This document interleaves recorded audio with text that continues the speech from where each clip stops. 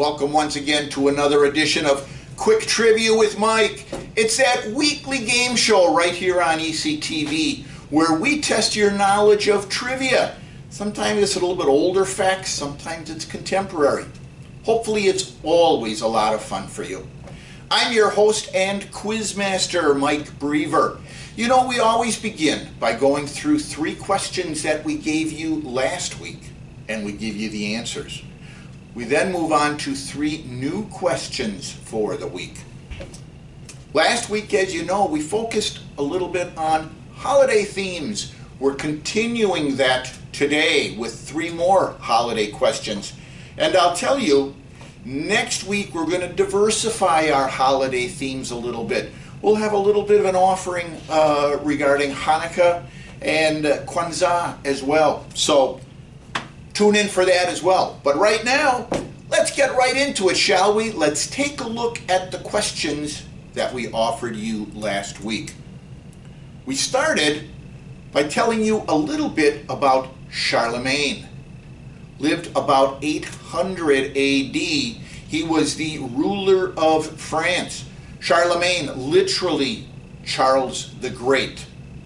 We told you a lot about his rise as a king. We also told you a little bit about the empire that he ruled.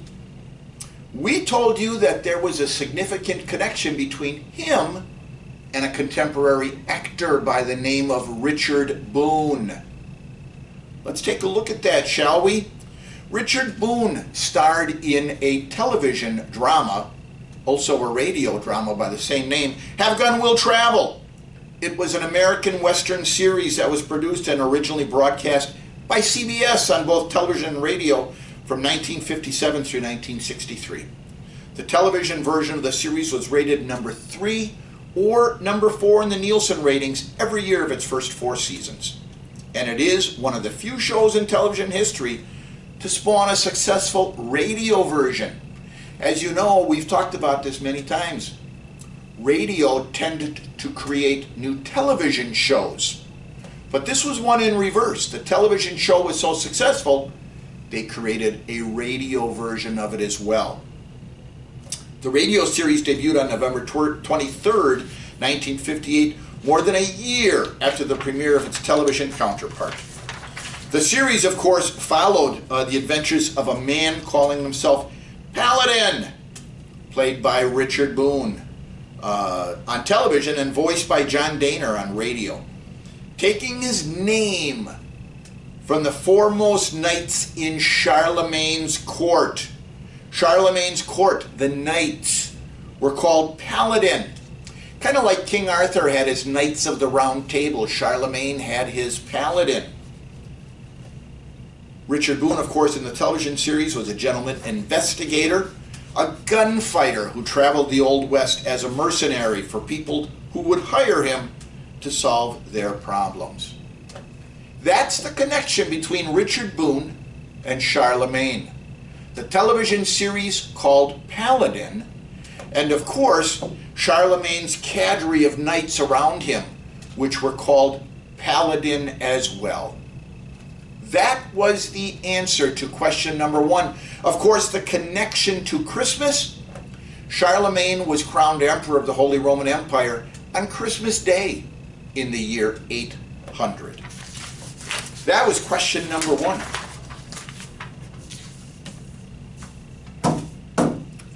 Told you a lot about Dr. Seuss last week as well. All the children's novels that he wrote, Cat in the Hat, Sam I Am, One Fish, Two Fish, Red Fish, Blue Fish. One of his most famous books, of course, was How the Grinch Stole Christmas. It's been put into cartoon and movie versions by Hollywood. Told you a lot about the history of Dr. Seuss and his writing, really focusing on children's books. I told you that there was a connection between How the Grinch Stole Christmas and the monster Frankenstein. I asked you, what was that connection? Well, the connection, Boris Karloff. Boris Karloff, actually William Henry Pratt, Was born November 23rd, 1887. Passed away on February 2nd, 1969. Of course, known by his stage name Boris Karloff. He was an English actor who is primarily known for his roles in horror films. He portrayed Frankenstein's monster in Frankenstein in 1931, Bride of Frankenstein in 1935, and Son of Frankenstein in 1939. He also appeared in Imhotep the Mummy in 1932.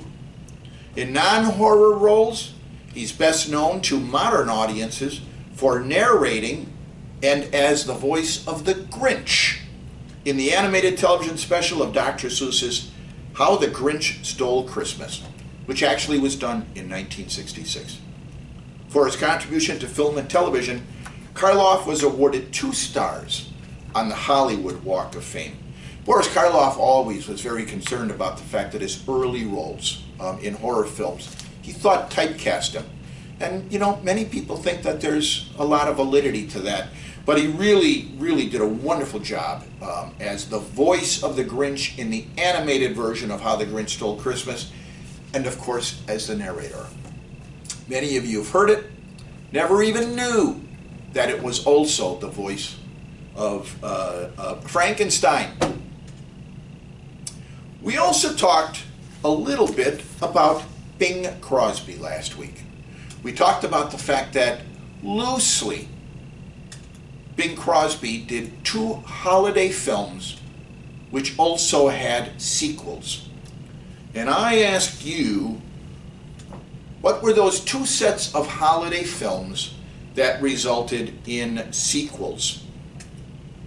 Well, the first one, Bing Crosby created a character by the name of Father O'Malley. In Going My Way, his co-star, Barry Fitzgerald. Just a wonderful, wonderful actor. My favorite role for Barry Fitzgerald was in The Quiet Man. Starred with John Wayne in that movie. But he was a priest in this movie in Going My Way.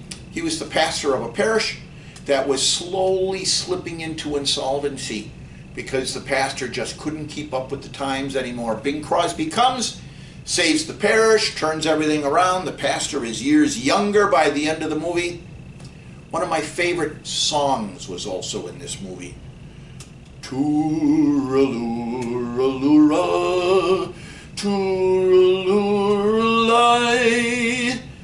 Bing Crosby sings it to Barry Fitzgerald, and it's a real tear-jerking moment in the movie. I just loved it. And it's one of my favorite songs to this day. Of course, you know, I'm a bit Irish, and Irish things really capture my heart. The sequel to it, the reenactment of the character Father O'Malley. Bing Crosby and his co-star Ingrid Bergman in The Bells of St. Mary's. Now this was a true sequel because Bing Crosby played the same character in a subsequent movie. One of my favorite characters in this one was played by Henry Travers. He is the businessman who owns the property across the street that the nuns at St. Mary's are trying to convince to give them his factory for their new school. Henry Travers, as you recall, was in a trivia question last week, although you didn't need to know his name. He played Clarence the Angel. We talked about last week, and It's a Wonderful Life, co-starring with Jimmy Stewart. So there you go. The first set of movies was Going My Way and Bells of St. Mary's. The second one, and more loosely defined as a sequel, began with Holiday Inn. Bing Crosby and his great co-star Fred Astaire starred in Holiday Inn. Bing Crosby was a crooner who was going off, leaving the nightclub scene, starting his own inn in Connecticut. And Fred Astaire and he get involved in trying to steal each other's girls, and it's actually a wonderful movie. You'll remember the movie and the subsequent one because of the music of Irving Berlin. Ironically, The best-selling song that came from Holiday Inn was White Christmas. Today it's sold over 50 million copies, and it's one of the reasons we still remember Irving Berlin. It was such a huge hit because White Christmas came out in 1942. Holiday Inn came out in 1942. White Christmas was a very nostalgic song. People were thinking of the beginning of World War II. Their loved ones are far away fighting to defend freedom. White Christmas, a wonderful song that just captured the imagination of America at that time. Loosely, the sequel to that was White Christmas. Again, it came out in 1956. Bing Crosby was the star. His co-star in that movie was Danny Kaye. Two crooners who have come through World War II. Now they've gone off and created Broadway careers for themselves. They end up in Vermont and they try to save the inn of their former general from World War II. Another wonderful movie. Storylines in White Christmas and Holiday Inn are somewhat weak, but the music is just wonderful.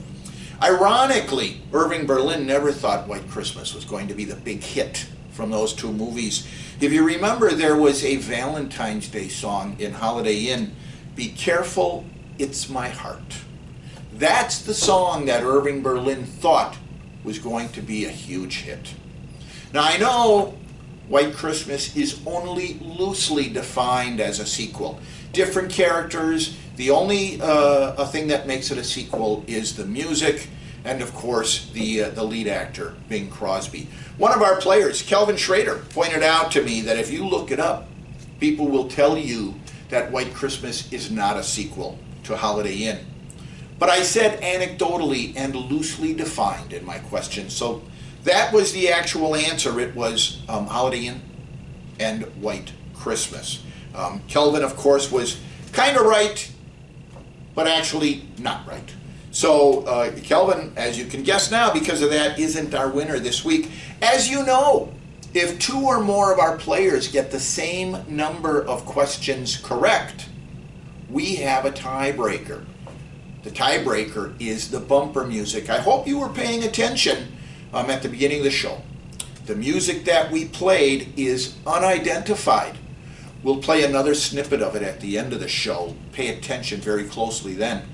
If two or more of you get the same number of questions correct, identify that music, and that is the tiebreaker. Last week we did have two people get the all three questions correct. We had Teresa Sundberg. I'm sorry. We only had one person get all three questions correct, and they correctly identified the bumper music. As I explained, Kelvin was on the right track, but the quizmaster is going to say that because he didn't identify both, there's only one. The winner this past week, Teresa Sundberg. She also did identify the bumper music. It was "You've Lost That Lovin' Feelin'." It's a song by Phil Spector, Barry Mann, and Cynthia Weil, first recorded in 1964 by the American vocal duo the Righteous Brothers. The version was also produced by Spector and is cited by some music critics as the ultimate expression and illustration of Phil Spector's wall of sound recording technique. Of course, Phil Spector has kind of fallen into disrepute. He's sitting in jail right now for some heinous things that he did. But there you have it. You've Lost That Lovin' Feelin'. Again, our winner from this past week, Teresa Sundberg. Welcome back to the winner circle. Teresa Sundberg, our champion for the week. Now we're going to take a brief intermission. We'll be back in a moment with this week's questions.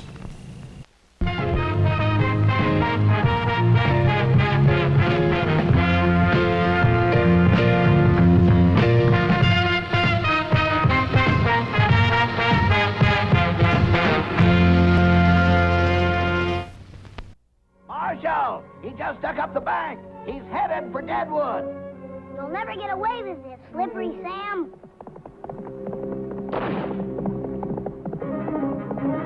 Marshal Bob is riding Blaze, the fabulous new galloping horse from Mattel. See, his legs actually move just like a real horse. There's no other riding horse anywhere that gallops like Blaze. Now watch this. When you bounce on Blaze, he romps along like a frisky colt. He gallops when you rock back and forth on him, but he's so safe you just can't tip over. Blaze is the safest, strongest horse made. Okay, Slippery. This is the end of the line. Almost got away, Marshal, if it weren't for the lightning fast horse of yours. Where'd you get him? You can get Mattel's Blaze wherever toys are sold. And just wait till Dad sees how easy it is to set up. Just pop him out of the box, spread the stand, and tighten just one bolt. That's all there is to it. And see how safe and solidly built Blaze is. You can tell it's Mattel. It's swell.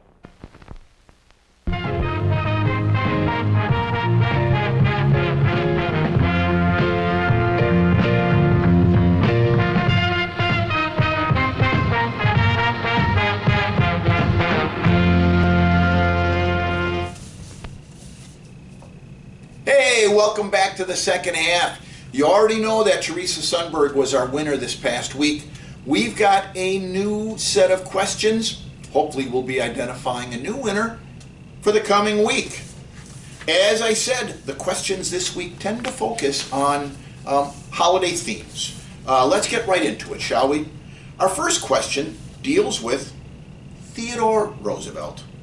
Theodore Roosevelt Jr., born October 27th, 1858, died January 6th, 1919. Often referred to by his initials, TR, a distant cousin of Franklin Delano Roosevelt, actually. One of the biggest differences is that Theodore was a Republican. Franklin was a Democrat. Theodore served as the 26th President of the United States from 1901 to 1909. He had previously served as the 33rd Governor of New York from 1899 to 1900, and the 25th Vice President of the United States from March to September of 1901.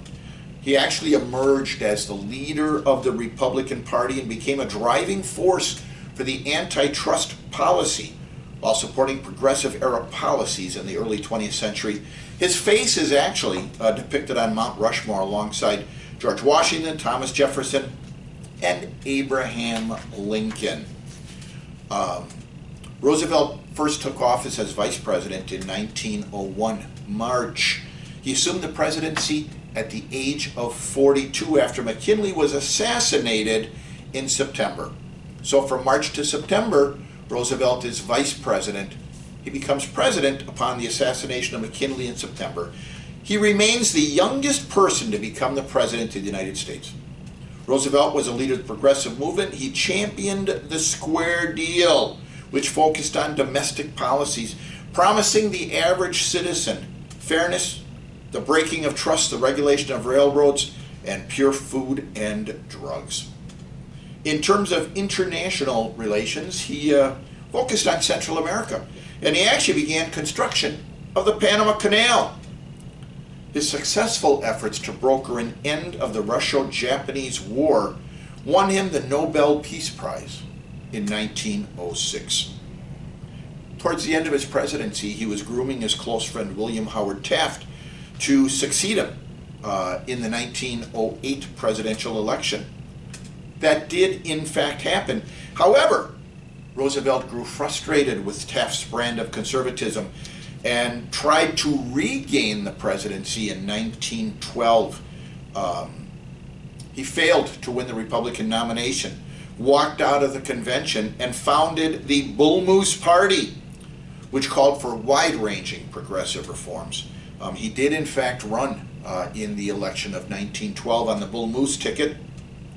Unfortunately for Teddy, all he ended up doing was splitting the Republican vote. And the Democratic nominee, Woodrow Wilson, won the election. So sometimes going off and starting a third party actually ends up defeating your means. He is generally ranked in polls of historians and political scientists as one of the 5 best presidents of all time. Hence, his prominent place on Mount Rushmore. My question to you, what Christmas toy popular even to this day, was inspired by Theodore Roosevelt. What Christmas toy was inspired by Theodore Roosevelt? We're now going to go off onto more of a biblical context of Christmas. I'm going to talk a little bit about the nativity scene.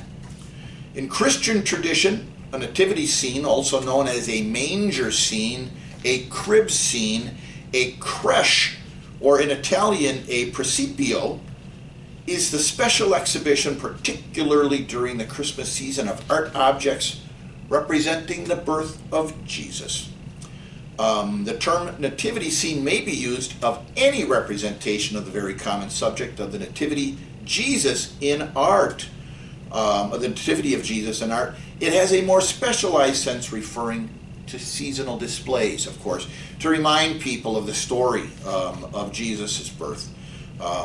Many times now, of course, you see real live nativity scenes with characters playing and real animals participating, representing people representing the infant Jesus, his mother Mary, her husband Joseph, and of course real animals in the scenes now too. Other characters from the nativity scene, such as shepherds, sheep, angels, may be displayed near the manger in a barn or a cave intended to accommodate farm animals, as described in the Gospel of Luke. A donkey and an ox are typically depicted in the scene. St. Francis of Assisi is credited with creating the first live nativity scene in 1223 in order to cultivate the worship of Christ. He himself had recently been inspired by his visit to the Holy Land, where he'd been shown Jesus' traditional birthplace. The scene's popularity inspired communities throughout Catholic countries to stage similar pantomimes. Distinctive nativity scenes and traditions have been created around the world and are displayed during the Christmas season in churches, homes, shopping malls, and other venues. Of course, you know, in the United States, there's the ongoing question of separation of church and state. Can nativity scenes be on public lands, etc., etc.? Not part of our discussion today. What is part of our discussion today, however, and your question. The Gospels, in addition to talking about the shepherds and the angels, the star, Mary, Joseph, the baby Jesus, they also talk about the Magi, loosely defined as the kings or the wise men. How many kings or wise men do the Gospels say visited Jesus after his birth? How many Magi do the Gospels say visited Jesus after his birth? That is question number 2. Our third question. We're going to tell you a little bit about a gentleman by the name of Merkel Landis. Merkel Landis. Born January 5th, 1875, died September 28th, 1960. So not that long ago. He's an American lawyer and banker, a native resident of Carlisle, Pennsylvania. He was the treasurer and president of Carlisle Trust Company in Pennsylvania. He used his banking talents to organize several banks and was the president of the District of the Pennsylvania's Bankers Association. He used his legal talents to govern and direct many community organizations, very well known in philanthropic and nonprofit sectors in Pennsylvania. Much like right here at East Castle Place, a nonprofit. Landis was born once again in Carlisle, Pennsylvania on January 5th, 1875 to John and Barbara Landis. He grew up and lived his childhood on North College Street. Landis attended the local Carlisle public schools and graduated from Carlisle High School in 1891. He went to Dickinson Preparatory School before entering Dickinson College. He started at the college in 1892, earned a 4-year degree, a Bachelor of Philosophy, and graduated in 1896. He then worked at the Carlisle Deposit Bank as a clerk for about a year. Landis then went to Dickinson School of Law, and he earned his JD, his law degree. He passed the Cumberland Bar Exam and was admitted on June 5th, 1899. Ironically, this is not your question for the day. You know that we have a lot of retired individuals here who are attorneys. We also have an employee who is academically trained as an attorney, an employee of East Castle Place. Just a little bonus trivia thing there. Who's the employee of East Castle Place who is an academically trained attorney? Let's get back to Merkel Landis. Landis entered the field of banking in 1901 and started working for Merchants Bank. It was incorporated and renamed Carlisle Trust in 1905, and he became the treasurer. He remained in this position for many, many years, being the president in 1921 and held that position until he retired in 1937. Landis helped organize banks in York Springs, Landisburg, Blaine, and Millerstown, Pennsylvania. He also served as president of the District of Pennsylvania's Bankers Association. Landis was actually the last surviving member of the businessmen who became the governing board of the Carlisle Hospital in 1916. He was also among the organizers of the Carlisle Chamber of Commerce. Landis was an organizer of the Carlisle Community Chess and its first president. He also was chairman of the Carlisle Red Cross chapter for many years. My question to you: what did Merkel Landis invent that changed a tradition of Christmas that we still do today? Something Merkel Landis invented changed Christmas, even to this day. What was it that Merkel Landis invented? So there you have it, ladies and gentlemen. Those are our 3 trivia questions for the day. You know, get your answers to me by noon on Monday. Call me at my desk, 414-963-8425, or email me at mbrever@eastcastleplace.com. Call the front desk. Lila, Famata, any one of the receptionists will give you my email address or my phone number.